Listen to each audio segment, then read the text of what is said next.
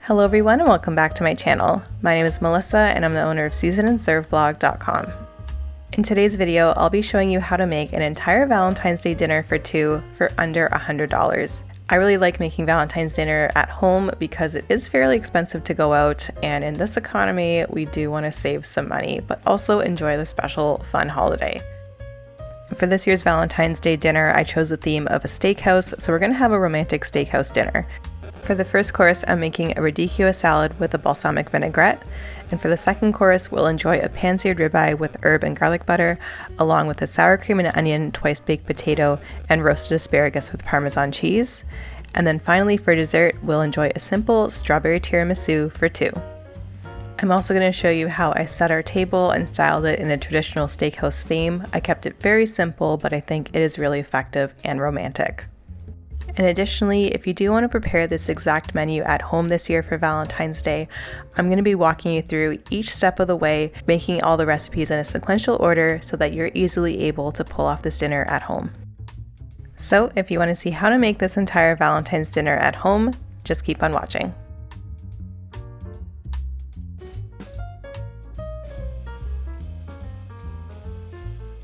So we'll start off by making our strawberry tiramisu for two, and this is a little twist on a traditional tiramisu by adding some fresh strawberries to it.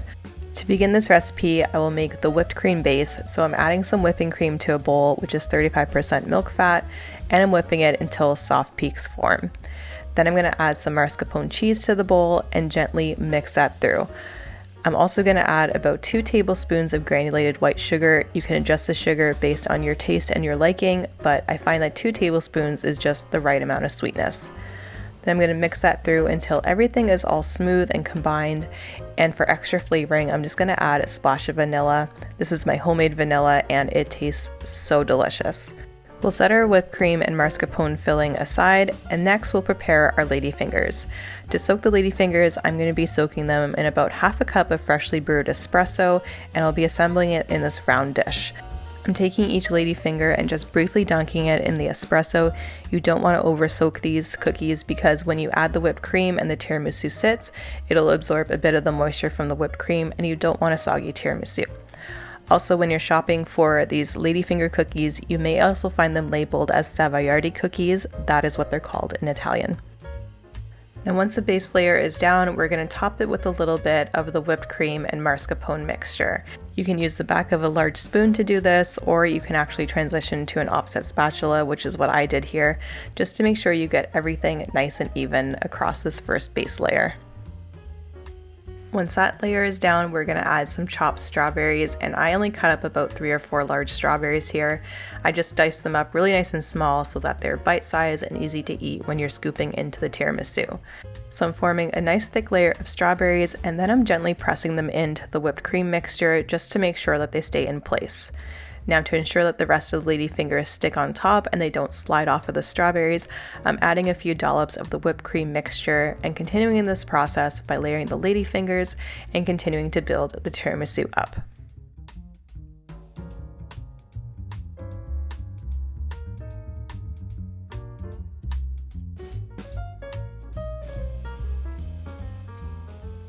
So after adding another layer of ladyfingers and adding a nice topping of the whipped cream mixture, we're just going to garnish it really simply with a few sliced strawberries. I'm just arranging 3 strawberries on top in a nice little pattern, and you can add other toppings if you want. You can add some cocoa powder, some shaved chocolate, anything you like, but really I like to keep it simple with the strawberries. So once it's all assembled and decorated, wrap it up in some plastic wrap and put in the fridge and let it sit until dinner time. Next up, we'll begin preparing our sour cream and onion twice-baked potatoes. Now, in this recipe, I'm using the traditional russet potato because that is what you would use for a traditional baked potato. And all I'm doing is going around and poking it with a fork, and I'm making sure that these potatoes are nice and clean and dry, just so that they roast up really nicely in the oven.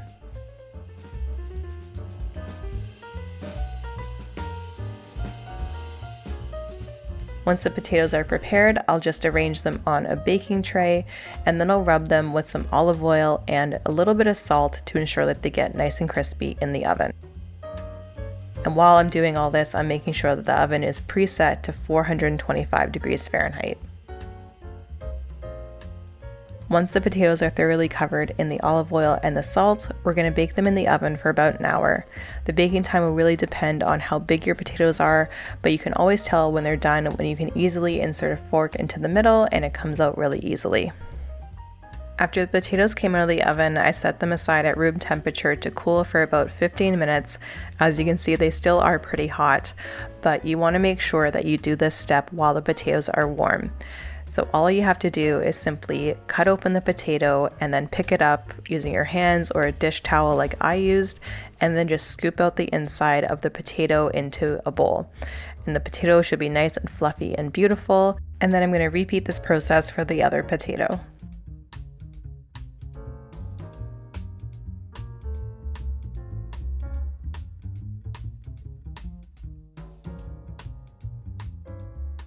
To ensure that we get the fluffiest baked potatoes, I'm going to use a potato ricer. So all I'm doing here is just simply adding the interior of the potatoes to the ricer and then pressing it through. As you can see, the potatoes come out really smooth and fluffy, and that is what you want for these twice baked potatoes. Next, we're going to add some flavorings to the interior of this potato. Starting off, we're going to add some butter. This will give a nice creaminess to it, and we're just going to mix that through really gently before adding in some sour cream. Here I'm using about a quarter cup of sour cream, but if you really like sour cream, you can totally go for it and add some more. I'll mix those ingredients together to combine before adding some chopped scallions. I really like scallions in this recipe, and they are cheaper than chives, so that's a quick little money saving tip. Scallions are typically cheaper and they taste fairly similar to chives. We're also going to add in some black pepper and a little bit of extra salt just to season it properly, and then your filling's all ready to stuff back into your potatoes. Filling the potatoes back up is super easy, and if you want to go the extra mile, you can get really fancy with it by using a piping bag with a nice fancy piping tip, but I simply just like to scoop it into the center of the baked potatoes and then just kind of smooth out the top with the back of the spoon. And once both potatoes are filled up, we're just going to pop these in the fridge and then wait to bake these off later with our asparagus. Next up, we'll start preparing our roasted asparagus with Parmesan cheese. I think roasted asparagus is a really great side dish to serve, especially with a steak dinner, because asparagus is nice and fresh and it really cuts through the fattiness and the greasiness of the steak. When cooking asparagus, you always want to make sure you trim the ends because they can be a little bit tough. To determine where to cut the asparagus is really easy. All you have to do is just snap a few asparagus to see where it breaks naturally, and then just take your knife and chop the rest of the bunch along that line. Once the asparagus is all trimmed up, I'm just adding it to a parchment-lined baking sheet and spreading it out into an even layer. Then I'll top it off with some olive oil and a little bit of sea salt, although we are going to go light on the sea salt because we will be adding Parmesan cheese later, but that'll help kind of cook the asparagus evenly and get them nice and crispy and roasted. I'm also going to add a little bit of ground black pepper for flavor, and then I'll just use my hands to toss everything to combine and then spread it out again into a nice even layer. At this point, your asparagus can be topped off with Parmesan cheese and roasted in the oven, but I have a few more things to prepare, so I'll just set this aside at room temperature for later. Next, we'll work on preparing our first course, which is a Ricio salad with a balsamic vinaigrette. To prepare the radicchio, I'm simply just removing a few of the outer leaves because they're a little bit dry and damaged, and then I'm going to use a sharp knife to remove the core of the radicchio. You want to make sure you do this because the core is really tough and it is really difficult to eat. Once the core is removed, I will simply slice the halves in half again and then into wedges.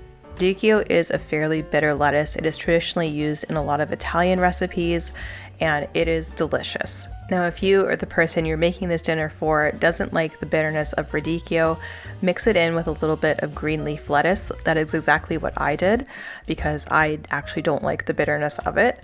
But mixing in a little bit of green leaf lettuce kind of cuts the bitterness and adds lots of beautiful flavor and texture and color to the salad. Once the radicchio and the green leaf lettuce are all cut up, I'm going to wash them thoroughly and spin them completely dry in my salad spinner and then add it to a bowl. Now, a few lettuce leaves got away from me and they were a little bit too big, so I just simply tore these up into bite-sized pieces, and then I'm going to set the salad aside while we prepare our balsamic vinaigrette. Well, making a homemade balsamic vinaigrette is really easy. All you need is olive oil and balsamic vinegar. Now this olive oil is a nice salad olive oil that is nice and fruity and delicious, and I have a nice locally made sweet balsamic vinegar, and I really do recommend using a sweeter balsamic vinegar in this recipe just so it offsets the bitterness of the radicchio. And those are the two main ingredients. I also add a little bit of salt and pepper just to add a little bit more flavor, and then I simply mix it through to combine and then set it aside for later. Now we'll take a brief break from cooking and I'll show you how to set a romantic and elegant Valentine's Day table. Now with the decor, I do want to continue that steakhouse theme, and I think really to bring that in without being a little too cheesy is to add a nice white tablecloth. Just adding this to the table looks like you're in a fancy high-end steakhouse. And whenever you're in a fancy steakhouse, I always find that they have a nice little bouquet of flowers on the table. So here I just created my own with 3 roses, some salal leaves, and a little bit of dried flowers. And then to add a little bit more romance and to add some ambiance to the table, I'm just going to use these battery operated tea lights, and I'm just nestling them in these little holders. I'm going to use 3 and just put them around the bouquet of roses. And this will also add a really nice extra layer of lighting as well. Now for the dinner settings, I am keeping it really simple, which is my everyday standard white dinner plates and dishes, but I am actually going to seat us next to each other, and I think that's really nice and informal and casual, especially when eating at home. So for the table setting, I just have a dinner plate as well as a salad plate on top with a fork and a nice steak knife and a spoon for the tiramisu. I'm also adding some red wine glasses and water glasses to the table. We typically don't use these every day, and adding them for Valentine's Day just makes it a little bit extra special. I am going the extra mile as well by adding some linen napkins. We typically don't use these every day, but these nice taupe linen napkins are beautiful and it doesn't really clash too much with the color scheme. And then for a final touch and a little bit of extra color, I'm adding some red candles and some brass candlesticks. Overall, I really liked how this tablescape turned out. It's very romantic, and I love that I used everyday items and mixed them in with items that we don't typically use, a little bit of flowers, a little bit of candles for ambiance, and when you sit down, you can totally imagine that you're in a high-end steakhouse. And now back to cooking. At this point, the majority of our recipes are pretty much well prepared and we just have to bake them off, but we do have a bit more work to do, and we're going to be making a herb and garlic butter for our pan-seared steaks. And making this herb and garlic butter couldn't be easier. All I'm doing is just mixing some softened butter into a bowl just so that when we add our herbs and all of the garlic, it is really easy to mix. I'm going to use half of this really large clove of garlic. I don't know why this garlic clove is so big, but I'm using half of it and chopping it up really finely to add into the butter. And for the herbs, I'm going to be adding parsley. Parsley adds a nice brightness and freshness to the steak once it's all melted over it. It is super good, so I'm just finely chopping that up and adding it to the butter as well. And the other herb that I'm going to be adding to this butter is some fresh thyme. And I'm only going to use about a teaspoon of fresh thyme because fresh thyme has a really strong flavor. But I do really like how savory it is, and it adds a nice lemony element too that I think complements the parsley really well. So just about a teaspoon of that, and then we're going to add in some chili flakes. This is totally optional, but I do like a little bit of spiciness on my steak. Then I'm simply just going to mix it up to combine in the bowl, and then I'm going to wrap it up in some plastic wrap. And I like doing this because I like making a nice log to slice some medallions with to top the steak with in the end. It just looks super elegant and fancy, and I think that's what you would typically get in a steakhouse restaurant as well. So all you have to do is just wrap the butter, form it into a log, twist the ends and tuck them in, and then place the herb and garlic butter into the fridge to solidify a bit, and that way you can slice some nice medallions when the steak is fully cooked. And the last thing we have to prepare is the steak itself for our steakhouse dinner. As you can see, Pearl is really excited in the background for this delicious ribeye. Ribeye is a really nice cut of meat to use. It is typically always tender just because of all the fat that's in it, but it can be a little bit difficult to cook. So if you don't want to use ribeye, use something like a New York strip loin, or if you want to go fancy, you can even use a tenderloin. Although if you do use a tenderloin, I don't think your Valentine's Day dinner menu will be under $100. Now, since we have the herb and garlic butter that we're going to add to the steak after it's cooked, I am keeping the seasonings relatively simple with just some salt and pepper. I'm just grinding the pepper directly onto the steak, sprinkling with salt, and I'm just drizzling it with a little bit of olive oil just to help the salt and pepper adhere to the steak. Make sure to season the ribeye evenly on all sides, even the edges of the steak, with the salt and pepper mixture, and then we'll set that aside while we preheat our pan. Pan searing a steak is really easy. All you have to do is get a pan blazing hot, add a little bit of grapeseed oil to it just so that the steak doesn't stick. Place the steak in and just let it cook for about 2 to 3 minutes on the first side. You want to create a nice beautiful crust on it, just like this. To go full gourmet on this pan-seared ribeye steak, I'm adding in a few garlic cloves and sprigs of thyme, and then I'm just going to use a tablespoon to gently baste the steaks as they cook.